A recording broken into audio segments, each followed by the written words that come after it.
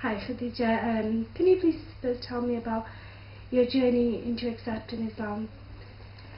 Okay, it started really, I think, when I was in college. I was around probably 18 or 19, and we did, I was doing NNEB, which is like a childcare course, and in one of the lessons was, we did about religion, and we could choose which religion we sort of wanted to research, and I chose Islam. I sort of haven't really grown up really knowing any Muslims, but I started to have like Muslim friends as I was getting a little bit older. So I chose Islam, and I did really well in it. It just, everything I read, I had to rewrite it and do a little everything I read just stuck in my head, and I was really impressed that, because I wasn't very good at things like that, but it really stuck in my head and I did well, and I just remembered everything, and it just, you know, nothing happened there for a while, and I carried on. Basically I finished college and I started working in a nursery and things, and I made more and more friends, and I started sort of, I didn't drink alcohol anyway, I didn't like it, so I wasn't a drinker or a smoker or anything. Okay. But I started hearing about pork and things, and sort of like the health benefits of not eating it, and then realised that it was haram in Islam to eat pork, so I stopped eating pork. This is before you... This is before I was a Muslim, yeah. Okay.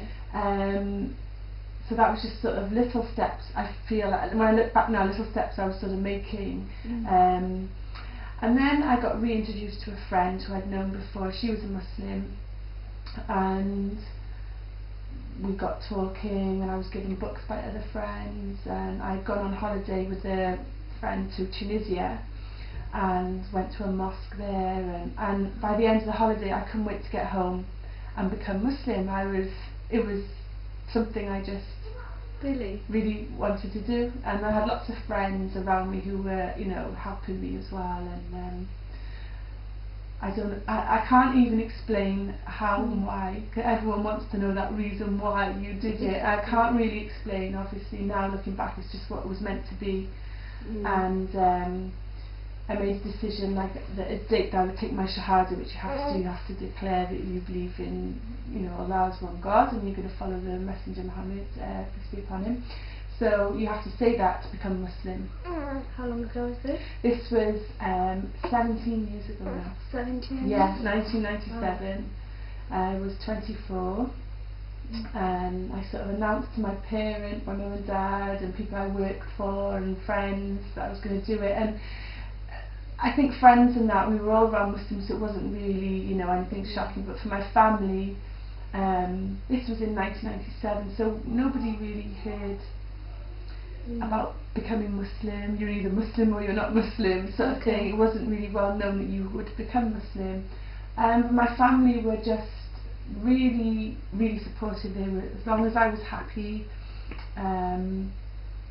then they were happy, sort of thing. My dad was a little bit more concerned about what I would look like, because he was a bit more, he used to like, you know, us sort of, you know, dressing up and things, and my mum was just, as long as I was happy, she was okay. So that's what happened. I took my shahada, and that's it.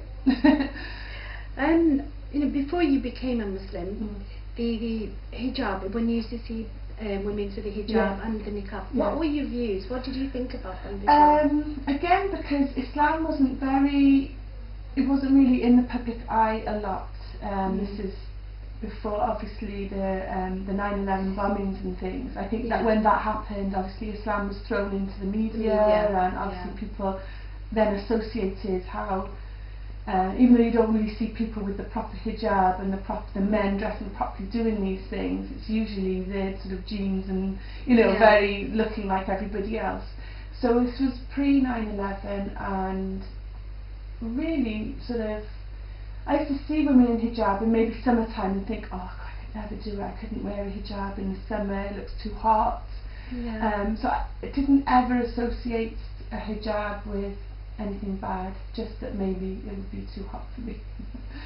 What about the niqab? The niqab, again, nothing, didn't really think anything of it, because it wasn't, it was just, you never read anything about it, you never saw anything really. It was just, maybe you think, oh, it's just foreign ladies who wore it, you know, it was nothing really, nothing.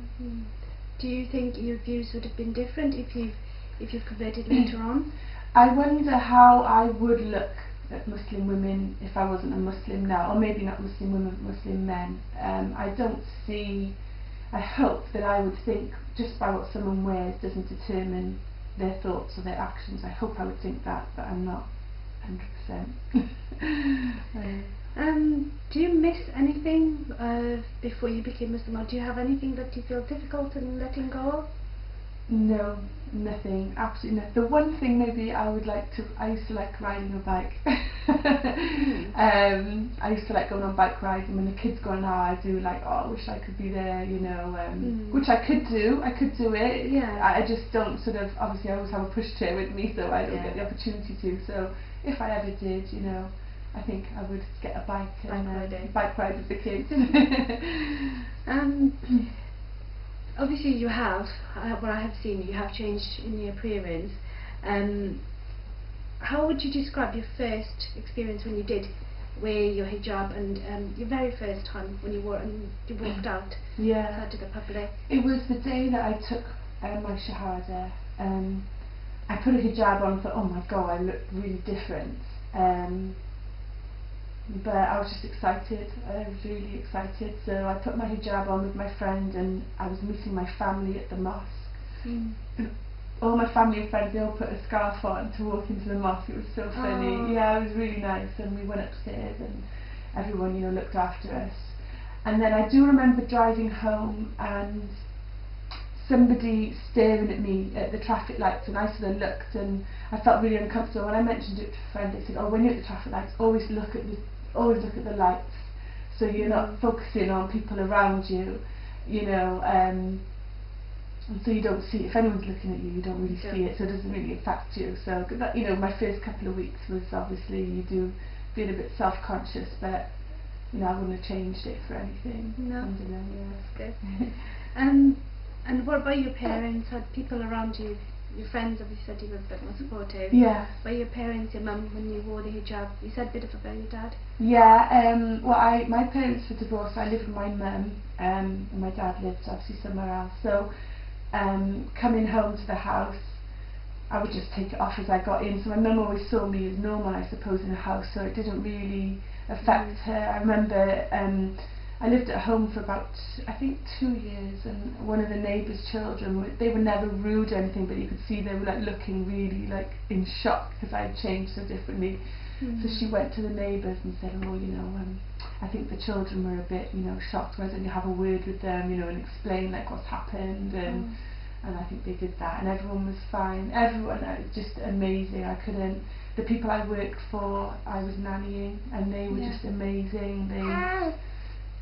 They just supported me. I wore my hijab, I prayed, I would fast, and they were just amazing. Yeah, everyone was really, really, because I went the total opposite. I was very, you know, out there, I loved my clothes, would have my hair done, and with all my friends, and then suddenly I went, you know, obviously I was still the same person inside, but obviously I looked very different, but they were all just really, really, really amazing, really helpful. That's really good. Yeah. Do you wear the niqab? I don't, no. What do you think about if you were to wear the niqab? Yeah, I would hope I would wear it, you know, in the future. I think the area I live in is very, I would think it wouldn't really matter. I see people walking around and everybody's, you know, I think this area here, you know, is very, everyone gets on from what I can see.